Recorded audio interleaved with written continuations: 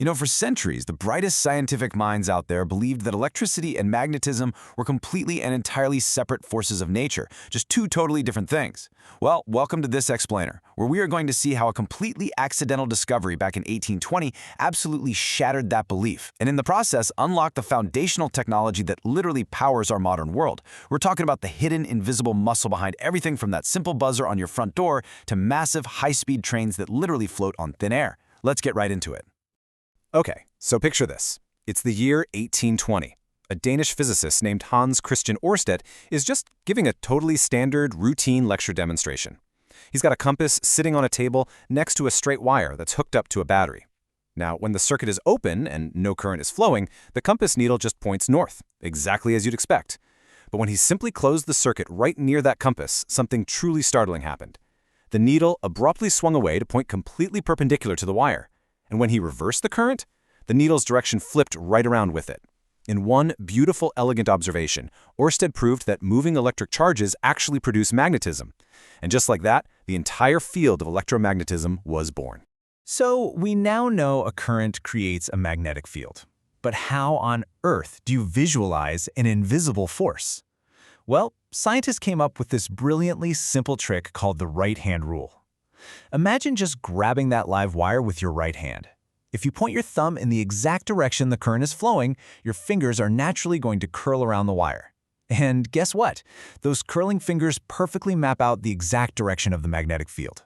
It forms these invisible, perfectly concentric circles cutting right across the wire. Now, there is a bit of a catch here. A single straight wire produces a relatively weak magnetic field. I mean, sure, it's enough to twitch a tiny compass needle, but it's absolutely not enough to do any real heavy lifting. But if you take that same wire and wind it tightly into a series of loops, creating this cylindrical coil that we call a solenoid, the whole game completely changes. Inside that solenoid, the magnetic fields from all those adjacent loops combine, they add together, and they create this incredibly strong, nearly uniform magnetic field shooting straight through the center. And outside the coil, the field fans out exactly like a traditional bar magnet, complete with a distinct north and south pole. But wait, because here is where it really gets interesting. We can actually take that solenoid and absolutely supercharge it. By just sliding a core of ferromagnetic material, like a simple piece of soft iron, right into the center of that coil, we create a true electromagnet. What happens is the current's magnetic field reaches right into that iron and perfectly aligns all the little magnetic domains locked inside it. So now the core's own magnetism adds directly to the solenoid's magnetism, giving you a combined field that is literally hundreds of times stronger than just the bare coil by itself. And the absolute best part? Unlike a heavy permanent magnet, you can switch an electromagnet totally off just by cutting the current. So really, building a powerful electromagnet is just like following a specific recipe, and it gives you three distinct levers you can pull to control the strength. First, you can pump up the electrical current. Second, you can physically add more turns of wire around your coil. And third, you can swap out that empty air core for a solid ferromagnetic core like iron or steel. Hitting any of those three switches gives you a massive exponential jump in magnetic power. And the math behind this, it translates into a brilliantly simple proportional relationship. The magnetic field strength, which we call B, is directly proportional to the number of turns, N, multiplied by the current, I. What this tells us is incredibly straightforward and incredibly empowering. You want double the magnetic field? No problem. Just double the current or double the amount of wire loops. It really is that direct of a relationship. Let's actually ground this math in practical reality for a second. Let's say you have an electromagnet wrapped with 200 turns of wire running on a constant current, and it manages to lift exactly 50 paper clips off a desk. Applying our proportional relationship is instantaneous. If you double those turns to 400, but you keep the electrical current exactly the same, you instantly double your lifting force. Your new magnet will reliably swoop down and pick up 100 paper clips. And if you were to run this as an experiment in a lab, this linear progression plays out perfectly in the real-world testing data. Jumping from 25 to 50 to 100 turns of wire just steadily multiplies the amount of paper clips lifted every single time. It's so clear how manipulating those variables, whether it's adding more wire or jumping from one battery up to 3, just dramatically boosts the lifting capacity of the magnet. More turns or more current straightforwardly equals more physical force.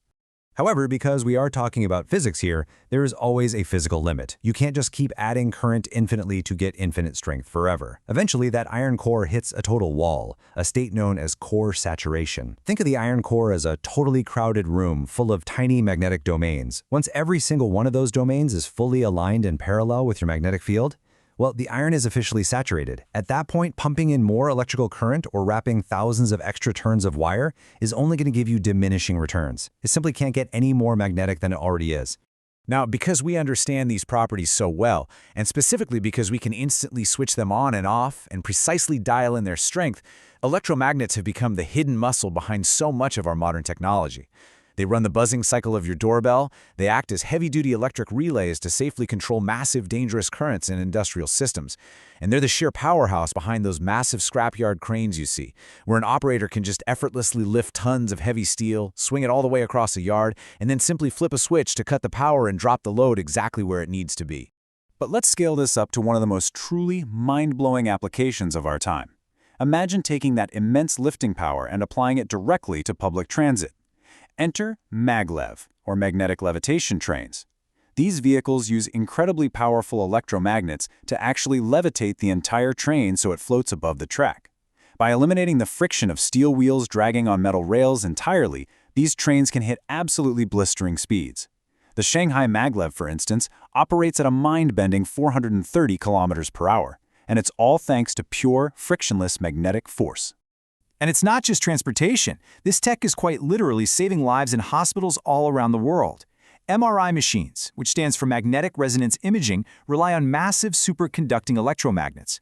To get the extreme, perfectly uniform magnetic fields they require, these coils are actually cooled down to near absolute zero. Once they're fired up, these incredible magnetic fields interact with the naturally occurring hydrogen atoms right inside your body. That allows doctors to leverage this extreme cooled engineering to safely and non-invasively create highly detailed, beautiful medical images of your internal organs, completely avoiding the use of any dangerous X-ray radiation. Okay, let's geek out for a second to truly appreciate how all this works. We have to peel back the macroscopic physics and look at the underlying quantum chemistry. Why do transition metals like iron make such amazing electromagnetic cores in the first place? Well, it all comes down to their atomic structure. These elements have partially filled d orbitals containing unpaired electrons. And according to quantum mechanics, these unpaired electrons create tiny individual net magnetic moments. A quantum exchange interaction actually forces these tiny magnetic moments from neighboring atoms to perfectly align in parallel. This atomic-level chemistry is the direct, awe-inspiring origin of the magnetic domains that make the iron core so powerfully magnetic.